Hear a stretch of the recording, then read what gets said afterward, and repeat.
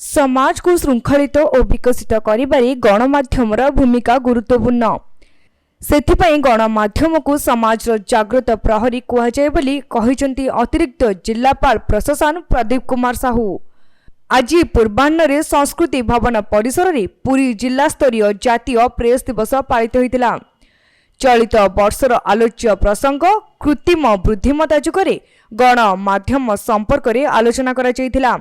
एथिरे मुख्य अतिथि भाव जोगदे अतिरिक्त जिलापाल श्री साहू साधारण लोकमानक समस्या आवश्यकता को सरकार और प्रशासन निकट में पहुंचाइबा और सरकार को विभिन्न योजना और प्रकल्प संपर्क में साधारण लोकों को अवगत और सचेतनता कराइबारे गणमाध्यमर अवदान अतुलनीय बोली कहिथिले। आजिर समय वैषयिक ज्ञानर दुरुपयोग करी असामाजिक तत्व माने लोकमाननको हैरान करबा देखा जाउछि। एहाकु गणमाध्यम अनेक सचेतन कराउथिले मध्य लोकमाने सचेतन न होई ठकामीर शिकार हेउछंती। तेणु एथिप्रति समाजर सबु वर्गर लोक सचेतन हेबा आवश्यक। सत्य और निरपेक्ष संवाद परिवेषण गणतंत्र को मजबूत करिथाय बोली कहिबा सह अनुसंधान धर्मी और वास्तव संवाद परिवेषण उपरे से गुरुत्व देथिले। पौर निर्वाही अधिकारी सरोज कुमार स्वाई गणतंत्र सुरक्षा और समृद्धि पई गणमाध्यम प्रतिनिधि मानक भूमिका गुरुत्वपूर्ण बोली कहिथिले।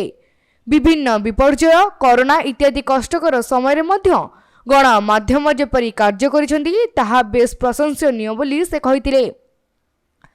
मुख्य वक्ता भावे पूर्वतन सूचना और लोकसंपर्क अधिकारी मायाधर महाराणा जोगदे गणमाध्यमर सृष्टि समाज प्रति गणमाध्यमर अवदान संपर्क में आलोचना करने सह उत्तम और गुणात्मक सांबादिकता गणतंत्र पाई शुभंकर बोली कहिथिले। निज अनुभूति और अभिज्ञता वर्णना करी साधारण लोकों समस्या को सरकार और प्रशासन निकट में पहुंचाई समाधान करने को गणमाध्यम प्रतिनिधि माने व्रत हेबा ग्रहण करने को से अनुरोध करथिले। जिला सूचना और लोकसंपर्क अधिकारी संतोष कुमार सेठी यार अध्यक्षता करथिले। पूर्वरु अनुष्ठित विभिन्न प्रतियोगितार कृति प्रतियोगी को अतिथि माने पुरस्कृत करथिले। शेषरे उपखंड सूचना और लोकसंपर्क अधिकारी रघुनाथ सेठी धन्यवाद अर्पण करथिले। ब्यूरो रिपोर्ट तीर्थक्षेत्र लाइव।